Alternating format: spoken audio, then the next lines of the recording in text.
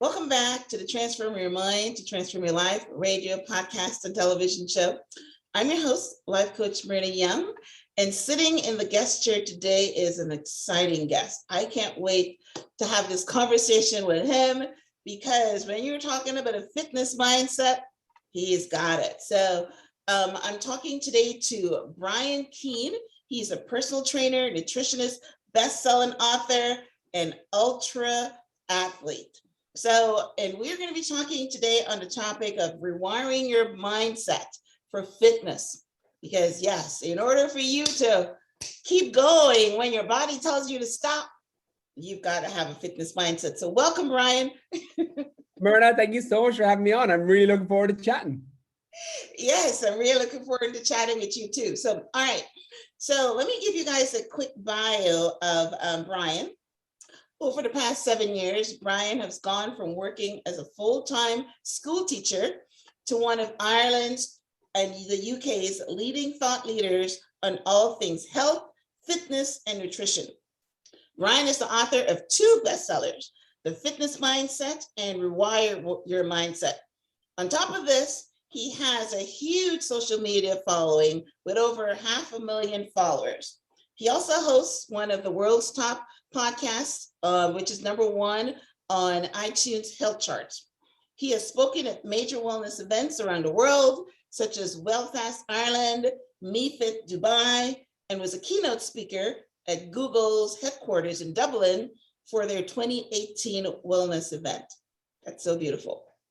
Among his many fitness and athletic achievements, Brian has transitioned from a professional fitness expert to an ultra endurance athlete, running through the Sahara, the Arctic, and completing a 100-mile ultra marathon. As soon as I saw that, I says, I want to talk to him. That sounds surreal when you read it out like that, Myrna. Like I forget, because when you do these things, you kind of just forget yourself. And then when someone reads it out, you're like, I forget that's me. Yeah, that's right. That is you. Something to be very impressed with. Okay, so, but I'm curious. I want to start off by you sharing a little bit of your journey from going to from a school teacher to an ultra endurance athlete. Something tells me that when you're as a school teacher, you weren't teaching history. You're probably teaching some kind of athletic. But you said you changed your fitness mindset in order to go from there to here. So can you share that with us? Yeah, so a little bit of a backstory. Believe it or not, Myrna, I was an elementary school teacher. That was my the age range that I worked with. So I worked with really small children. So I did that for 4 years. So I worked with, everywhere from 6-year-olds, the youngest, up to 12-year-olds in elementary school in the UK, in London. And I enjoyed that. Like it was something I love doing. I still love working with kids. I have a daughter at home, she's 6. And I love it anytime I get to bring her to her sports, and she plays different sports at home, and I love it. But for me, teaching was a job. It was something that I knew every Friday I was off for the weekend, and I knew every Monday I had to go back into work. Whereas when I transitioned out of that and started to work as a personal trainer, so for 2 years, Myrna, I worked as a teacher during the day, elementary school teacher during the day, and I worked as a personal trainer in a gym at nighttime, and basically tried to get that business up and running. And I got to the point where every time I got paid from a personal training client one-to-one, I was like, I can't believe I'm getting paid for this. I'm like, this is incredible. I'm like, this is a job. I'm like, this is for some people, they're making their whole living out of this. What you call passion, right? And yes.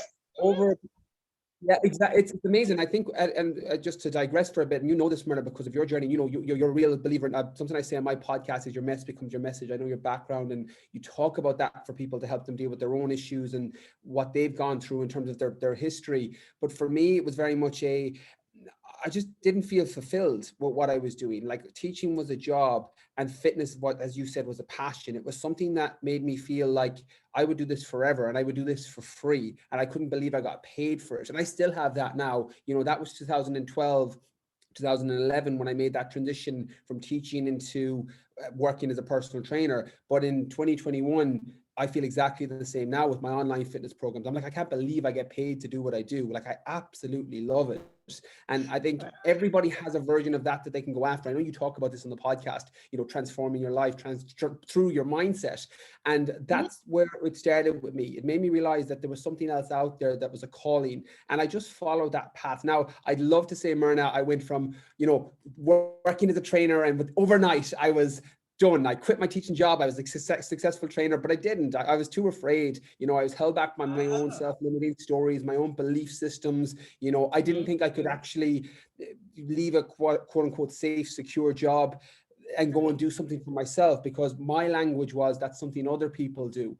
And once I was able to get my mindset right and make that transition and make that switch and build a little bit of confidence by, you know, getting quite decent at my craft and helping people up with their results when it came to fitness. You overcame the fear of the insecurity of not having a regular paycheck. So how did you do that? We're going to talk about a fitness mindset, but how did you overcome the entrepreneur mindset? You know what I mean? So yeah. Great question, Myrna. And for me, it was because I came from a family of people who have always worked quote unquote normal jobs. There's no entrepreneurs in my family or was in my environment at all. And I had an obligation to myself. And I said that when I started to make as much money as a personal trainer that I make as a teacher, I'm going to quit my teaching job. So that was my kind of non-negotiable for me. So once I started to make, you know, I was making about $500 a month, would be about $600 in terms of pound sterling as a teacher. And when I started to make that as a personal trainer, I quit teaching full time. So that's how I got over it, really. You know, and I'd love to say there was something else, but it was a little bit of, you know, I had to have that safety net for me. I'd love to be like, I took the jump, because I hear so many entrepreneurs, you know, Myrna, you've spoken to some who make the jump and they just make it work. I couldn't do that. That wasn't me. I was like, I needed the safety net to make it. And then it's just overcoming that fear. You know, Myrna, like false evidence appearing real for fear. It's something that you just have to overcome all the time. And it just gets easier and easier. But that's how I did it in terms of making that jump. Okay. All right. So, so the fitness mindset at the time had nothing to do with it. That came later?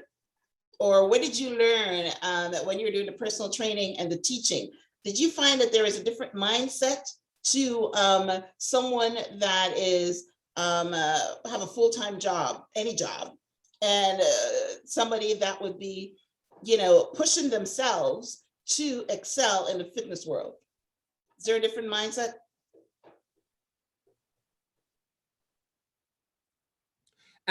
So you chopped on me a small bit there, Myrna. So I'm just going to take what you said. So if I'm misanswering the question, let me know. So for me, what I found was success leaves clues. It didn't really matter whether it was leaving a teaching job to overcome that fear or somebody that's trying to lose 100 pounds of weight. We all have these stories that hold us back. We all have these fears. We all have these insecurities. So when I was starting to develop that fitness mindset, like my whole philosophy when it comes to fitness is you need to have a little bit of the education on how to get in shape, you know, and that looks different for different people. You know, my nutritional philosophy is very much, well, what can you stick to? What's your goal? What foods do you enjoy? And how do you find something that you can stick to over the long term so it doesn't feel like a diet? That's my whole nutritional philosophy. Working out's the same. You know, weightlifting's great. You know, I run ultra marathons. Most of the people I work with don't.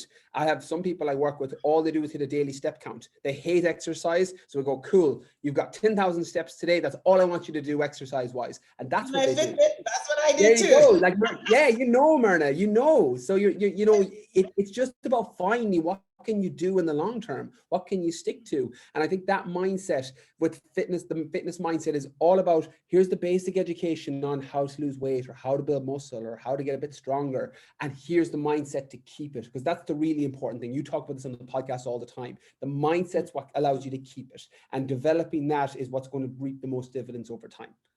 Yeah, because it's sustainable change. When you change your mindset, you're actually sustainable change. If you change, you know, like your diet, or you change something and you know, it's not your mindset, then it's easy for you to revert back to your old habits and things like that. Okay, got you. All right. So what are the biggest mistakes that people make when it comes to their diet? Can you share some weight loss tips? I know you said a little bit a minute ago about you know, some people are just doing the basic things. They just want to do their 10,000 steps, or they just want to, I don't know, go to the gym and do circuit training or something. But what are some weight loss tips? You know, if you want to lose 20 pounds, what are some of the things you need to do? So I'll give you some tips, and because there's lots of, you can go so many different areas with this and angles with this.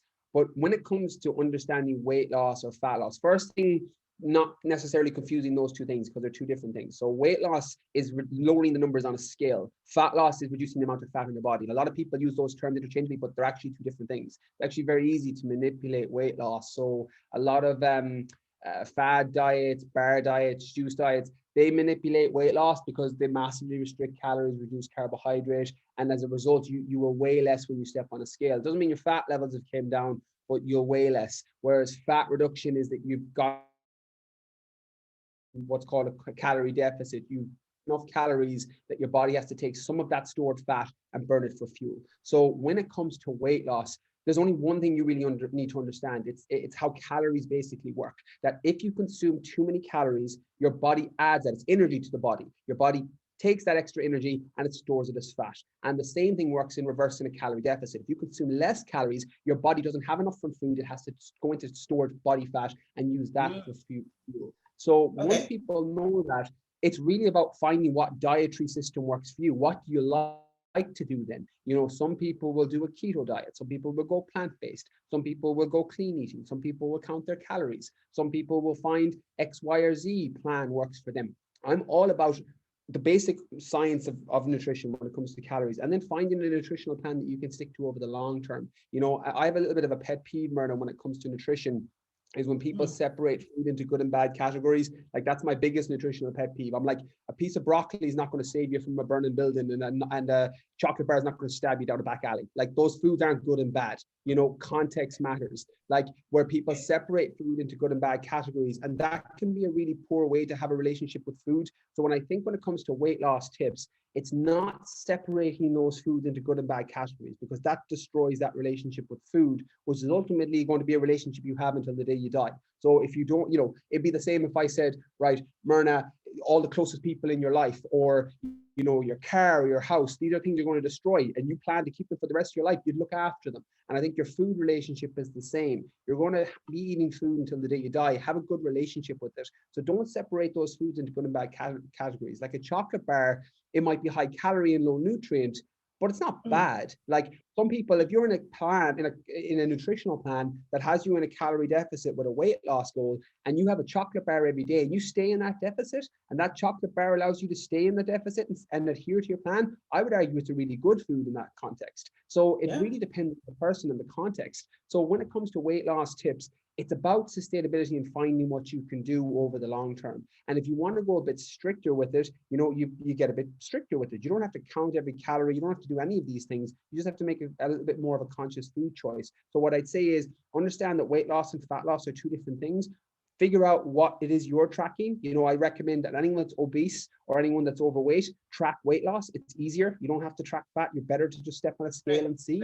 But if you're somebody that is just, you know, wants to feel a bit better and drop a dress size or two, or just have your clothes feeling a bit looser, you need to track body fat, you know, either through photos, through how your clothes are fitting, even through calipers if you're working with a trainer. But photos and clothing are fine. So get clear on what you're tracking, whether it's fat loss or weight loss. And then after that, stop separating food into good and bad categories, and include your favorite foods in your plan. You know, maybe don't eat 10 chocolate bars, or don't have the whole bag of cookies, but a couple of them within a plan and a deficit for weight loss is going to be really helpful. And I think that mindset around food of sustainability can be really supportive, especially if you've yo-yo dieted or jumped on different diets. You know, what I tell people is, if you've been dieting for half your adult life, you're doing it wrong. So it's time to kind of get off that train and on to something else. And they're just some things to consider when the mindset side of weight loss is concerned.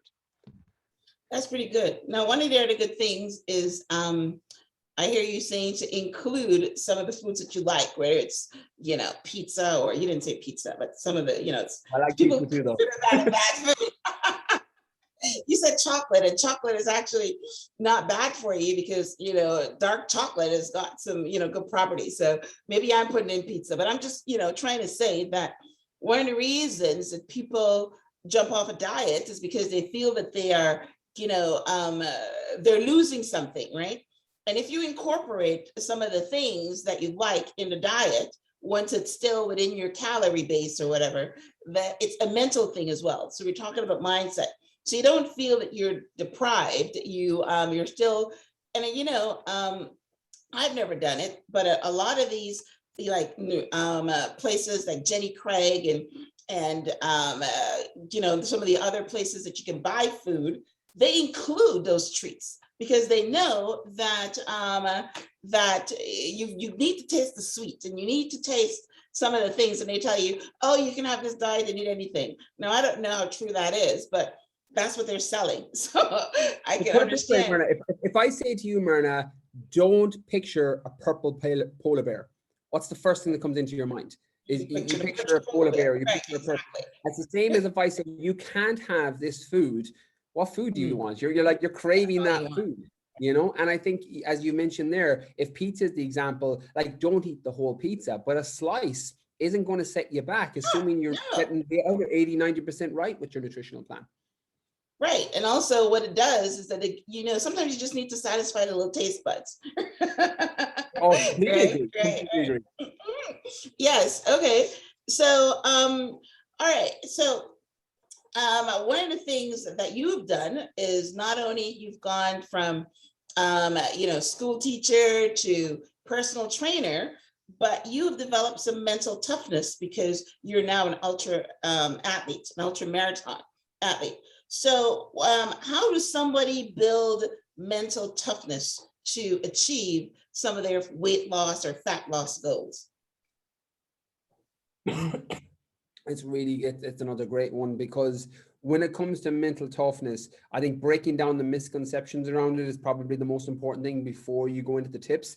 And I definitely had these, Myrna. That's why I can spot them so obviously in people. Is one of the mental toughness issues I had was realizing that I thought there was people who were born mentally tougher and some people were just mentally tougher, as opposed to realizing that it's something that you develop over time. It's like a muscle, like what I call your mental toughness muscle, that the more you exercise it, the more you develop it, the stronger it gets. And when it comes to mental toughness, they're kind of two sides of the same coin with self-discipline. It's you exercise that muscle and it gets stronger over time. So when it comes to developing mental toughness, what I normally tell people is, can you anchor your day in 2 or 3 things that will support you moving forward? So, one of my mentors, Myrna, used to always tell me that successful people do what they have to do regardless of how they feel. And I think you can develop that. Anybody can develop that over time. Yeah, it's one of my brain tattoos that I come back to regularly. Another way to put that is, you're not always motivated, right? But do it unmotivated until you feel, you know what I mean? Like, yeah, you do it until it becomes natural, right? Yeah, like one of the, I think it's important to realize, because motivation, although it's a very real thing, we've all felt motivated some days and demotivated other days. It's about what you consistently do every day, especially when it comes to weight loss, fat loss, body compositional change. It's not what you do on the days you feel motivated. Ultramarathon, how I train is similar, but we'll keep it on weight over time is going to determine your results, not what you do on the days you feel motivated. And I think when you anchor your days in things that are going to move your life forward in a positive way, and you do them, they're what I call non-negotiables. You just do them regardless of how you feel. So in the example, from my example, and then I'll talk on a weight loss example, is, I get up every morning at 5 or 6 a.m. because it gives me a better run of my day.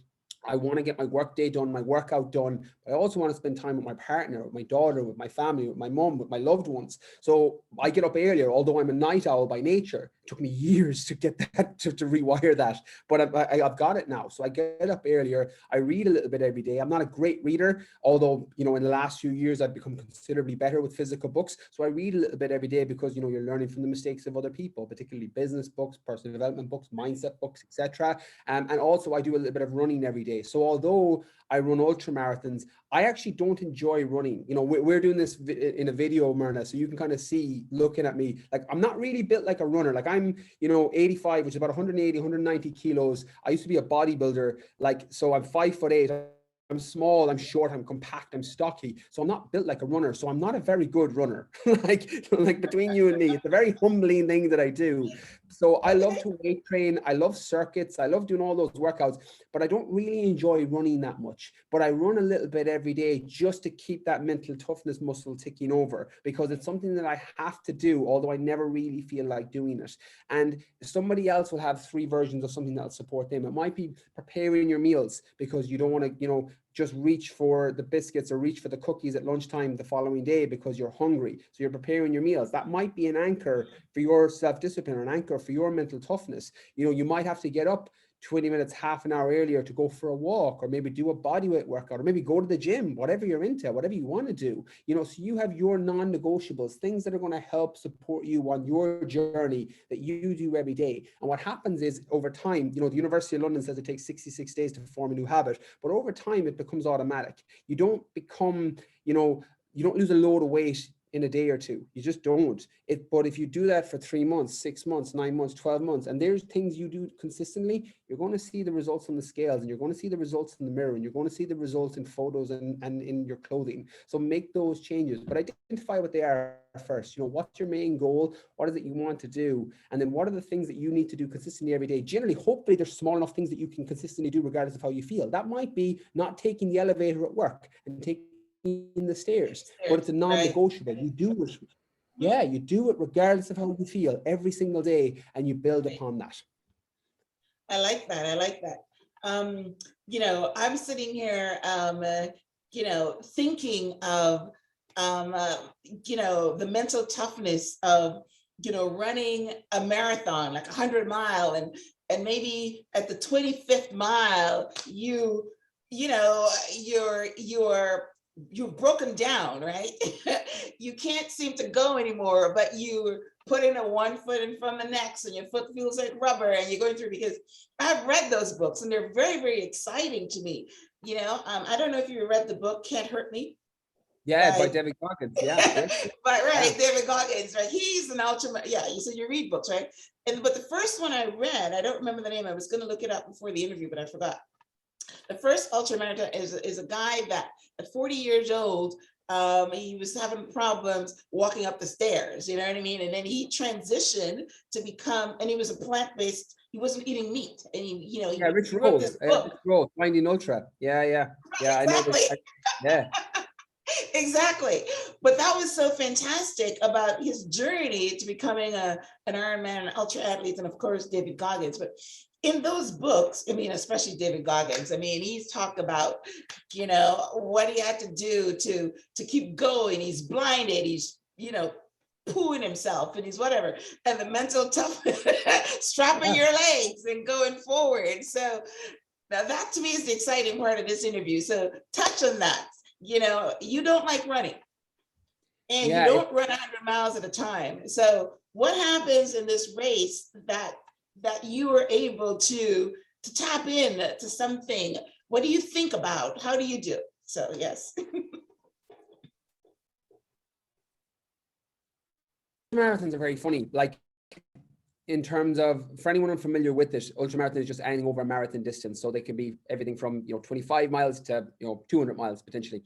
And what I love so much about them is what I get mindset wise from them. Because when you're running an ultramarathon, like, it's the biggest metaphor for life of all time. Like, even a normal marathon for the average person is the same. Like, you get tired, you don't want to do it. The voice in your head is telling you to stop, but you just have to learn to override that and put one foot in front of the other and keep moving forward. And everything is like that. Somebody on a weight loss journey has the same issue. It's like, oh, I want the ice cream in the fridge, but you're like, or in the freezer, but well, I have this goal, I have this event coming up.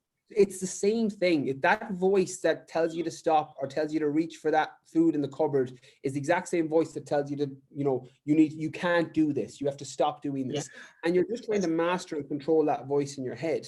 And you get better at that over time as you consistently, move forward on whatever journey it is you're doing. And for me, so what happened to me, probably the best story I can give here, was in 2019, I ran through the Arctic Circle. So 230 kilometers through the Arctic Circle. So that's the tippest north of Sweden. It was minus 40 degrees, the coldest I've ever experienced in terms of, like, there was Oh, Yes. like there was one point, Myrna, where I have a photo up on my Instagram where my eyelids froze over, because obviously you've got water in your eyelids. And just, it was so cold, my eyelids froze, so I couldn't blink properly. So it kind of gives you an idea on the conditions. But 86 kilometers from the end of that race, my Achilles tore. So that the tendon at the top of your ankle, just above your ankle, that tore. And now the likes of David Goggins and hearing these people helped me massively, because they've been through it. They've been through, bad times. We talked about there in the race where he was pooing himself and had to strap up his foot with stress fractures. He And gets frostbite. I remembered He that. gets frostbite in one of his right. Yeah, he did. Yeah, but those people arming yourself. For me, it was, I would read a lot of those books, listen to a lot of those podcasts in the lead up to these events. So when my Achilles tore 86 kilometers from the end in the Arctic, it was a case of, well, I'm not coming back to finish this and do this again. I'll be like, if I don't do it now, I was like, I'm not coming back. And for me, Myrna, there's a little bit of self-awareness that I think everyone needs to bring to their own mindset. And for me, I'm never able to give myself a plan B. I can't give myself an out, because from experience as somebody that's quit races and backed out of things and pulled out of things, if I give myself an out, I generally take it when times get tough. So when I went to the Arctic, I had no plan B. My goal was I either finish this and get to the Arctic Circle line, which is 230 kilometers from where I started, or I get shipped out on a helicopter. I was like, it was one, which sounds crazy now, but I had to make that commitment to myself before I go. Now, not everybody has to do that, but having some version of no plan B, like somebody else's no plan B is you don't buy your favorite foods while you're starting on a weight loss journey until you get to a certain point where you can reintroduce them. So it's all relative in terms of how somebody would apply that into their own life. But for me, developing that was just putting one step in front of the other and kept moving forward. Like what happened, and the reason I was able to get through that, Myrna, was 4 months before, I signed up to an ultra marathon in Barcelona to prepare for running through the Arctic. And I ran through this ultra marathon in Barcelona. It was 76 kilometers. It was supposed to be 76 kilometers. I went over thinking I was running a road race. So I thought I was going to be on the road, but it was running up Mount Tibidabo and then through like forests in Barcelona. And about 40 kilometers in, I'm like, this is horrible. It was the wettest record in Barcelona in recorded history. I was wet. I was cold. I was like, this is horrible. And I quit the race. I left it. I was like, I'm not doing this. This is crap. I'm not enjoying this. And, this is silly. What am I doing here? I should be training for the Arctic. So I left that race. I tapped out and was like, no, I'm out.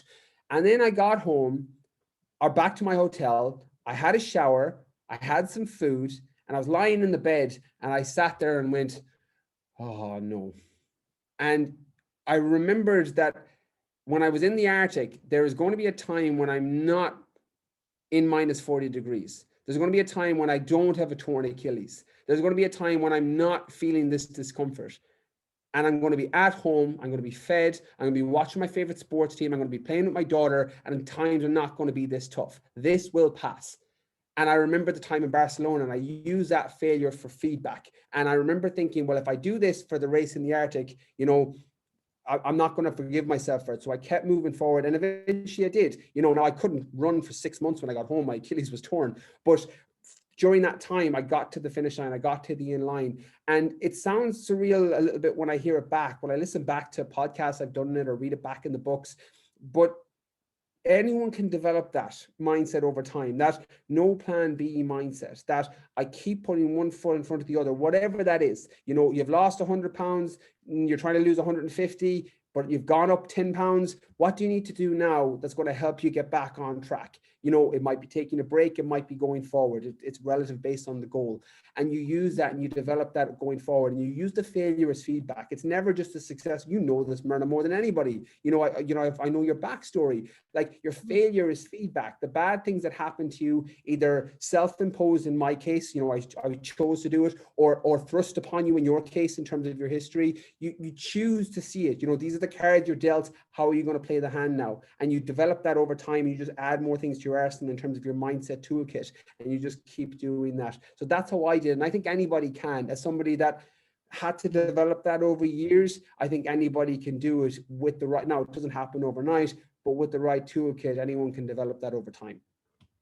Yeah, you've got to want it badly enough. You have to, you need to have to want it badly enough. You have to be wanting to prove that you're not a quitter, or, something along those lines to push yourself. In present day, everybody's talking now about Tom Brady, and, I read his book too. I'm a reader. I heard you talk about, you read some book. I'm a reader now. It just took me late. I was later in life before I got into it. That's right. Yeah, but I read his book too. And basically, one of his favorite things that I remember talking about him, he says, well, you know what? My body is my asset, and I have to take care of my asset. So he decides what kind of food he puts in it, and his water. I mean, people are not seeing you, but every time I see you drinking water.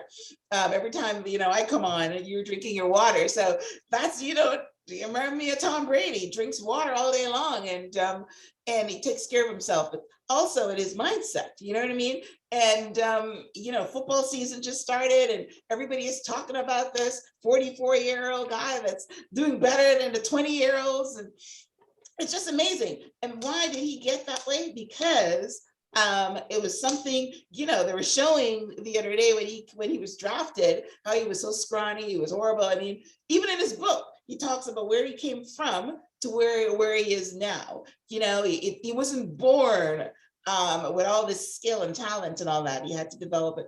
And developing it is your mindset, that every year you're saying, even Michael Jordan, same thing. You're just getting better at whatever it is. You put in that mindset. You want to be successful. You want to be a champion, right? You want to lose 20 pounds. So many people find it so hard to lose 20 pounds. I said to myself, you know what? I'm never going to get 100 pounds of weight, because I know that I don't have the discipline to lose 100 pounds. It is hard. Yeah. Don't want to slip in slippery places. Yeah. It is hard work. Yes. So, so that's awesome. All right.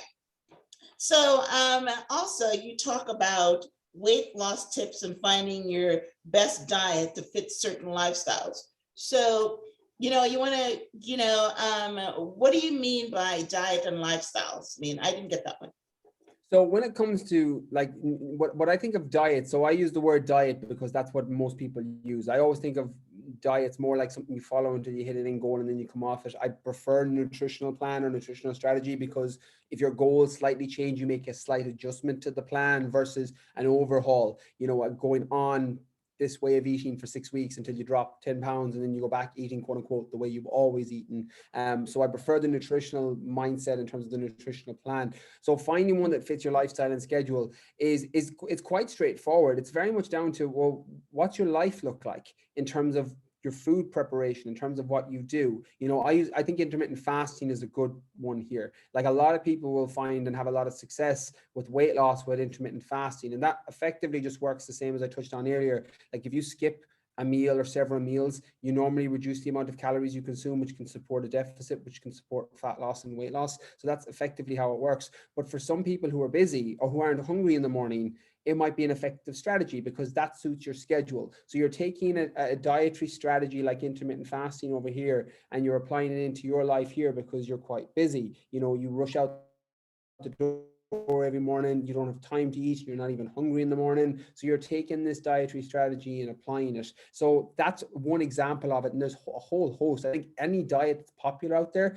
can be put into this. The keto diet's another one. I'm actually not a big fan of the keto diet for weight loss because it's so restrictive, but it's one that's quite useful if you have a lot of control of your time, where you don't really go out to restaurants with friends and you don't really crave or really enjoy, fast food and beer and pizza. I don't know who these people are, but there's some of them, that they're out there. They're not me, but they're out there. And so a keto diet work for those people because they don't really care. They see food as function and they don't really care about the taste. There are demographics of people who fall into that bracket, and a keto diet can be really good for their schedule because they don't see food as a social thing. They see food for function. So they're trying to optimize that function for performance. So a ketogenic diet where you drop your body into ketosis and just switch your fuel source effectively, you go from glucose to burning, fat, ketones, you tends to be a very supportive cognition in terms of performance enhancement. You feel better, you feel clearer. So you're looking at the dietary strategy, you're looking at your schedule, and then you're trying to merge them together to find something that you can stick to over the long term, whatever that is.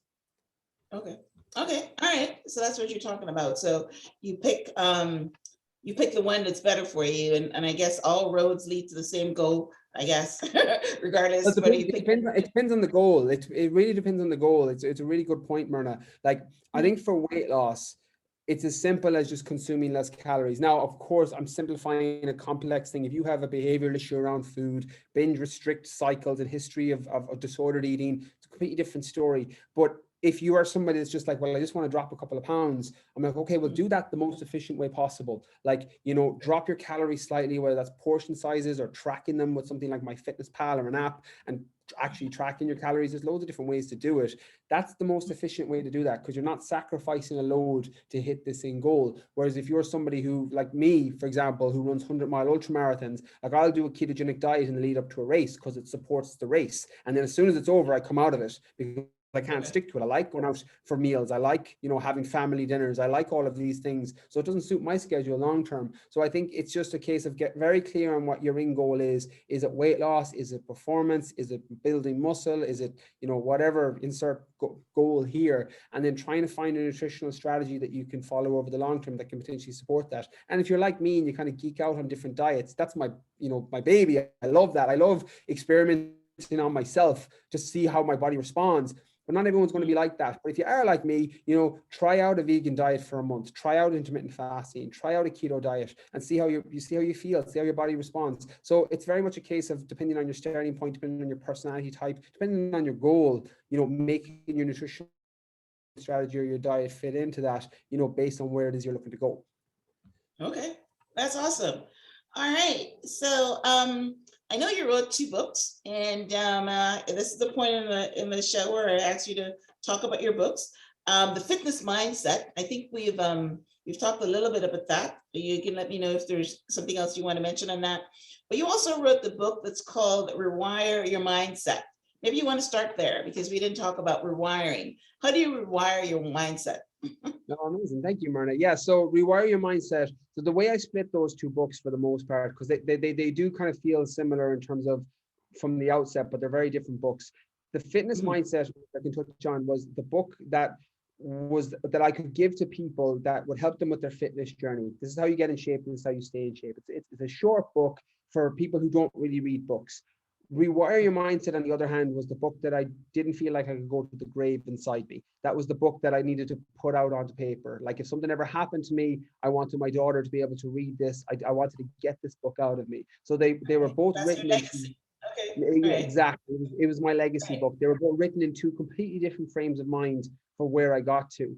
And, you know, you'll see it on the reviews, and I'll see it from feedback with people. The Fitness Mindset gets them up and running with their fitness. Rewire Your Mindset are like, oh my God, if you're in the right place. Now, I'm a believer, and you know this, Myrna, as someone that reads books.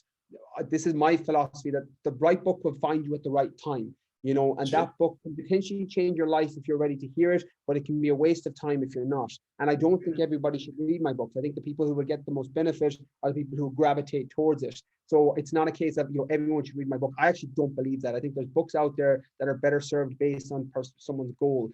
But with Rewire Your Mindset, it's very much all the misconceptions and beliefs that you have, so you can take ownership back on the decisions you make. So I split it up into, you know, health, wealth, love, and fulfillment, like the 4 quadrants I call them. You know, where are the areas of your life that need the most work, and then rewiring your mindset so that you can get out of your own way effectively. I love the quote. It's normally attributed to Buddha, but I don't know who it's from, that, you know, don't let your biggest enemy live between your 2 ears. And that whole book is about, you know, rewiring the way you see things, so that enemy is in between your 2 ears, so that you can go after the body you want, or you can go after the dream job you want, or you can go after the family relationships you want, or you can go after the things that make you feel fulfilled. You know, in my case, it's ultra endurance events, and, you know, spending time with my loved ones and my family. They're the things that make me feel fulfilled and light me up inside, alongside of the books I write and the podcasts I do, the conversations like this, Myrna, that I get to have. They're the things that make me feel really filled up. And that book is all about, you know, identifying where that is in your own life, and then putting plans in place to get out of your own way. That's great. I love that. Yes. Finding out, yes, what lights you up. I love that.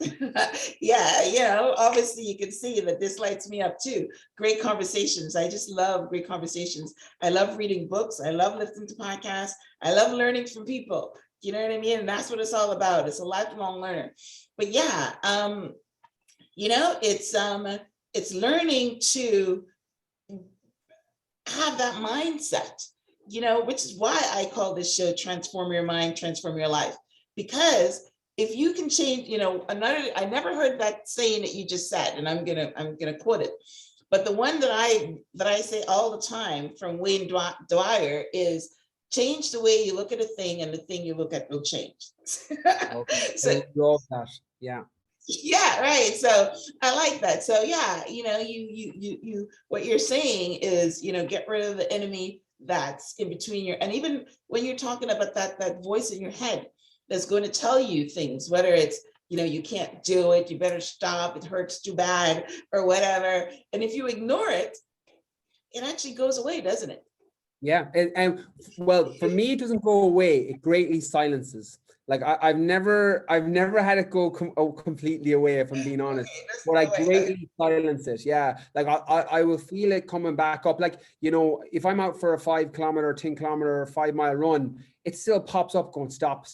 You're not a runner. You're not good enough. Stop. But it's silent. You're just like, shh, quiet, back in the box, and you keep going forward, or whatever your language you need to use. I like naming that voice, whatever it is that you put on it, and whether that's the person that's telling you to fall off your diet, that voice telling you to stop and go and eat that food, eat the whole pizza, don't just eat the slice, or stop running, or don't go to the gym, stay in bed. You're silencing and getting better at quietening that voice, and that gets easier over time. 100%. It's the same as lifting weights in the gym. It gets easier over time, but it's just, for me, it's never gone away completely, but you get way better at silencing it. Okay, well, that's good. That's good. I've never been on that path, so I don't know if it goes away totally. So I'm glad that you told me it doesn't. I know David Goggins talked about that voice, but I don't remember whether he said if it went away. I can't remember either. Yeah. I don't remember, but all right. Well, listen, as we wrap up, Brian, it's been an incredible conversation with you. Love your energy, love your physique. I mean, you look like a runner to me. You were talking earlier and I couldn't come in, but you look tall and lean from the piece that I'm seeing you. That's good video lighting more than anything, Myrna. I assure you it's not the case. Yeah, you look like a runner to me. So, so that's all right. So yes, listen, congratulations on your podcast. What's the name of your podcast? Just the Brian Keane podcast. So it's always worth putting that in, because I've got 3 different ones that I host. So that's the flagship one. So just for people that want to check it out. Tune into Brian on his Brian Keane's podcast. If you're an athlete, if you want to lose some weight, pick up his books. His 2 books is called, the Fitness Mindset and Rewire Your Mindset. So yeah, mindset. It's all about mindset, which is what this show is all about. And you can go so much further in life with the correct mindset. I mean, everybody that is not successful in life, in anything, whether it's relationships or health and fitness, careers, it's all because they need to change their mindset. Because once you change your mindset, you will change it into hope.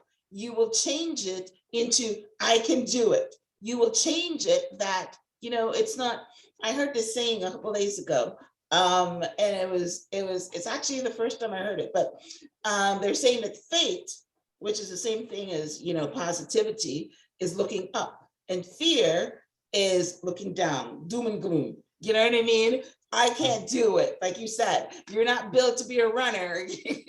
You know what I mean? All the things that, you tell yourself, it's looking down. So have faith, have positive, keep that mindset going, and just put one foot in front of the other, like Brian does it. A lot of people, like he said, are not going to be 100, most people can't even run a 25-mile marathon. You know what I mean? It's all relative, though, it's making it apply, Myrna, yeah, like. Yeah, so, and I'm pretty sure the same skill that you take to run the 25-mile, it would be 100 miles, the same process, mindset wise, anyway, because it's not even a lot of times about physicality. It's just that mind, right? Yeah, 100%. And what I love about what you're doing, Myrna, and I said this to you right before we went on air, like it's so applicable, the quote you said there, you change the way you look at things, the things you look at change. Was it Dr. Woods, that the trauma and how it's linked. I'm like, whoa, I like those conversations are so important for flipping people's mindset and rewiring the mindset and allowing them see things that were always there that they may not have focused their attention on. So I absolutely love what you're doing here, Myrna. So thank you so much for having me on, being able to promote my message, but thank you so much for what you're doing as well. It's high end of the world, a better place for the message you're putting out there. So thank you for what you do. Well, thank you, Brian. Yes. So yes, I'll definitely tune into your podcast as well. So thank you for coming on. I know that you're probably going to be training for your marathon. Is that right? That's what you're doing next? Well, that would be the plan. I broke my foot in the summer, so I'm still rehabbing out of that a little bit. So yeah, we will be getting back to the marathons once that's healed. So I've been pushing it quite hard. I just trained through it. I've been swimming a lot. So yeah, watch this space in terms of what I do. But once that's all healed up, I'll be back running full time, normal distances for me anyway. All right. Well, thank you. Well, listen, thanks again for coming on to the Transform Your Mind to Transform Your Life. Today, we're talking about transforming your fitness mindset. But as Brian said, in his book, Rewire Your Mindset, it's not just fitness, because you can take it and transfer it to anything that you want to achieve in life. So thank you, Brian. Thank you guys for tuning into the show. My regular listeners know that there will be a transcript of my conversation with Brian on the show page, which is blog.myhelps.us. It would also have links to his books there and his podcast. So thank you guys for tuning in and until next time, Brian, thank you again for being on the show. Until next time, blessings. Pleasure is all mine. Thank you again. Okay.